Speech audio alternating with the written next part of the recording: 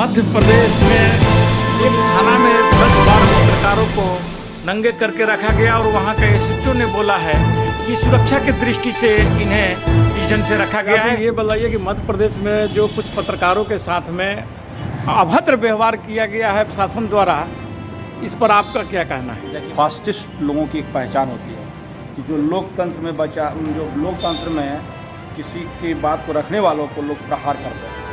लोकतंत्र के चौथा स्तंभ मीडिया को कपड़ा उतार के एक जंगिया में रख के उसे दिन भर हाजत में रखा गया है, उन्हें मारा गया है। तो ये दर्शाता है कि ये फासिस्ट लोगों की सोच है और ये ज़्यादा दिन लोकतंत्र के लिए घातक है और ये चलने वाला नहीं है। मैं इसको बहुत कड़ी से कड़ी निंदा करता हूँ। आज तक ले तो ये देखा जाता था कि पत्रकार नेता को नंगा करता था।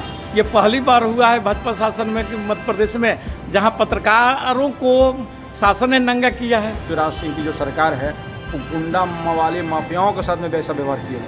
देखिए, फासिस्ट शक्तियों का जब उदय होता है तो सिर्फ पत्रकार क्या, जब जनता कुछ ले जा रहे हैं, पत्रकार कुछ ले जाएंगे, न्यायालय कुछ ले जाएगा, हर लोग उसका जद पे आएगा।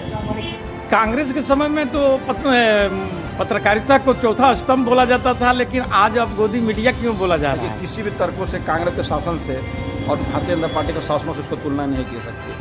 भारत का जब नींव रखा गया था, जब भारत आज़ाद हुआ, उसकी जो नींव रखी गई थी, फिर से जब नींव रखा था तो एक विकास के एक मॉडल के रूप में हुआ था, जिसमें लोगों को पुल पुलिया, स्कूल, कॉलेज और न्यायालय की व्यवस्था को स्थापित करने की कोशिश की गई थी। जितना चीज़ बनाया गया, एसेट बनाया गया था लोगों के लिए, उद्योग लगाया गया था, ये सारा चीज़ जो है बांध बनाने का जो काम, इस तरह का सिस्टम है, हरित क्रांति, श्वेत क्रांति, ऐसे क्रांतियों की बात होने वाली बात है। आज उस पर नहीं है। आज तो सरकार को तरफ बनाए चीज़ों को बेच कर अपना जेब भरने का काम जो है ये सरकार करती है। उससे तुलना आप कैसे कर सकते हैं? देखिए, अभी मध्य प्रदेश में भाजपा शासित राज्य है और वहाँ पर मामा का राज है, फिर भी वहाँ पत्रकारों के साथ में जो अन्याय किया गया है, पत्रकारों को नंगे करके थाना में रखा गया, इस पर आप क्या करें? देखिए, निश्चित तौर पर लोकतंत्र के लिए ये बहुत बड़ा जो है, लोकतंत्र पर बहुत बड़ा धब्बा है।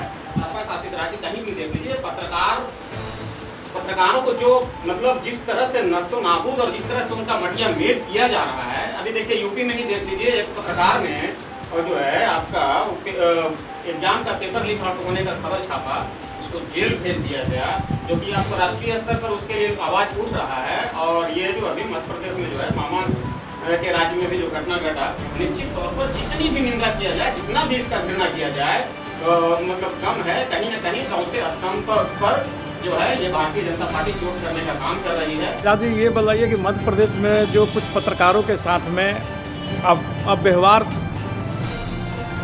अभद्र व्यवहार किया गया है प्रशासन द्वारा, इस पर आपका क्या कहना है? देखिए, मैं शुरू से कह रहा हूँ कि जिस तरह से ये सरकारें चलाते हैं, ये लोग सरकार चलाते हैं, ये फास्टिस्ट लोगों की एक पहचान होती है कि जो लोकतंत्र में किसी की बात को रखने वालों को लोग प्रहार करते हैं।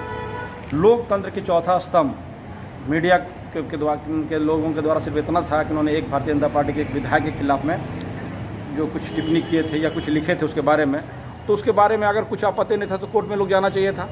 इस तरह मुझे नहीं लगता है कि मध्य प्रदेश में शिवराज सिंह की जो सरकार है वो गुंडा मवाली माफियाओं के साथ में वैसा व्यवहार किया होंगे कि किसी को कपड़ा उतार के एक जंगिया में रख के उसे दिन भर हाजत में रखा गया है, उन्हें मारा गया है।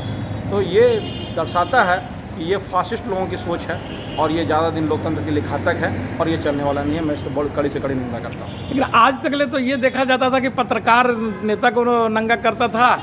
ये पहली बार हुआ है भाजपा शासन में कि मध्य प्रदेश में जहाँ पत्रकारों को शासन ने नंगा किया है। देखिए, जहाँ तक बात है पत्रकारों का, तो भारत का मीडिया आज भी वर्ल्ड में अगर उसमें रैंकिंग में रहेगा तो 136वां स्थान प्राप्त किया हुआ है।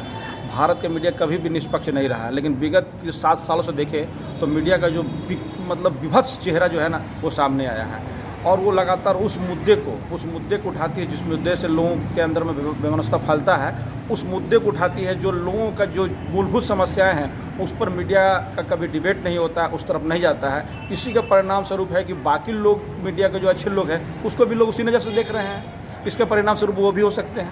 कांग्रेस के समय में तो पत्रकारिता को चौथा स्तंभ बोला जाता था, लेकिन आज अब गोदी मीडिया क्यों बोला जा रहा है? किसी भी तर्कों से कांग्रेस के शासन से और भारतीय जनता पार्टी के शासनों से उसको तुलना नहीं की सकती। भारत का जब नींव रखा गया था, जब भारत आज़ाद हुआ, उसकी जो नींव रखी गई थी, फिर से रखा था, तो एक विकास के एक मॉडल के रूप में हुआ था, जिसमें लोगों को पुल पुलिया, स्कूल, कॉलेज और न्यायालय की व्यवस्था को स्थापित करने की कोशिश की गई थी। जितना चीज़ बनाया गया, एसेट बनाया गया था लोगों के लिए, उद्योग लगाया गया था, ये सारा चीज़ जो है बांध बनाने का जो काम, इस तरह का सिस्टम है, हरित क्रांति, श्वेत क्रांति, ऐसे क्रांतियों की बात होने वाली बात है। आज उस पर नहीं है। आज तो सरकार जो सरकार की तरफ बनाए चीज़ों को उसको बेच कर अपना जेब भरने का काम जो है ये सरकार करती है। उससे तुलना आप कैसे कर सकते हैं? आप तुलना कर ही नहीं सकते हैं। आप उसका कल्पना करते रहिए, कुछ डिबेट करते रहिए, कोई फ़ायदा नहीं होगा। आज समस्या ये है कि आप कांग्रेस से भारतीय जनता पार्टी की तुलना कर ही नहीं सकते। क्या भाजपा शासन में पत्रकारों की ऐसे ही दुर्गति होती रहेगी? देखिए, फासिस्ट शक्तियों का जब उदय होता है तो सिर्फ पत्रकार क्या, जब जनता कुछ ले जा रहे हैं, पत्रकार कुछ ले जाएंगे, न्यायालय कुछ ले जाएगा, हर लोग उसका जद पे आएंगे। अच्छा संजय जी, ये बताइए कि अभी मध्य प्रदेश में भाजपा शासित राज्य है और वहाँ पर मामा का राज है, फिर भी वहाँ पत्रकारों के साथ में जो अन्याय किया गया है, पत्रकारों को नंगे करके थाना में रखा गया, इस पर आप क्या कहना चाहिए? देखिए, निश्चित तौर पर लोकतंत्र के लिए ये बहुत बड़ा जो है, लोकतंत्र पर बहुत बड़ा धब्बा है। मध्य प्रदेश में अभी देख रहे होंगे, एक नया सरूखा छोड़ा गया, मामा बुलडोजर। तो मामा बुलडोजर का ये पहला नमूना था। और कहीं भी देख लीजिए, उत्तर प्रदेश के बाद भाजपा शासित राज्य की मैं बात कर रहा हूँ, भाजपा शासित राज्य कहीं भी देख लीजिए, पत्रकारों को जो मतलब जिस तरह से नस्तो नाबूद और जिस तरह से उनका मटिया मेट किया जा रहा है। अभी देखिए, यूपी में ही देख लीजिए, एक पत्रकार ने और जो है आपका एग्जाम का पेपर लीक होने का खबर छापा, उसको जेल भेज दिया गया, जो कि आपको राष्ट्रीय स्तर पर उसके लिए आवाज उठ रहा है। और ये जो अभी मध्य प्रदेश में जो है मामा के राज्य में भी जो घटना घटा, निश्चित तौर पर जितनी भी निंदा किया जाए, जितना भी इसका घृणा किया जाए, मतलब कम है। कहीं ना कहीं चौथे स्तंभ पर जो है ये भारतीय जनता पार्टी चोट करने का काम कर रही है। इससे इसको लेकर के हर व्यक्ति को सजग होना होगा, वरना एक दिन आप भी उसी तरह से, उसी हालत में और उसी का शिकार होंगे आप।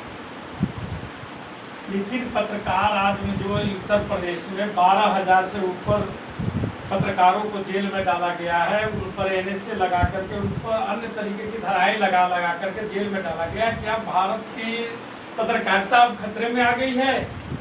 देखिए, सबसे पहली बात कि भाई कितने लोगों को डाला गया, इसका तो आंकड़ा पूरी मुझे नहीं, मेरे पास नहीं है। लेकिन हाँ, ये है कि उत्तर प्रदेश में भी जब पत्रकारों ने वहाँ पे, चाहे यूट्यूब में हो या फिर जो भी राष्ट्रीय मीडिया हो या फिर जो भी छोटे मोटे जो मीडिया हैं, सबों के साथ जो भी सच्चाई को रखने का काम किया है, उसके साथ जो है योगी सरकार मतलब दमनकारी नीति अपनाते हुए जेल भेजने के साथ, मतलब जेल भेजना, मारपीट करना और हत्या भी हुई है उत्तर प्रदेश में पत्रकारों की। इसका आखिर ये कब तक चलेगा? ये कब तक होते रहेगा? इस पर मतलब कोई रोक होने का कोई उपाय नहीं है? नहीं, आम आदमी को भी जो है ना, इस मामले को लेकर के कहीं ना कहीं जो मीडिया हमारा चौथा स्तंभ है, उसके माध्यम से देश और दुनिया की खबरें आम पब्लिक तक पहुंचती है। तो आम पब्लिक का भी एक दायित्व बनता है कि जब आपके चौथे स्तंभ पर हमला हो रहा है, तो एकजुटता के साथ मीडिया, सोशल मीडिया रोड पर भी उतरकर विरोध करने का काम करे, तब और उनको चौथे स्तंभ को संभालने का काम करे। आज ये हो रहा है कि जो भी मोदी, जो भी सरकार के खिलाफ में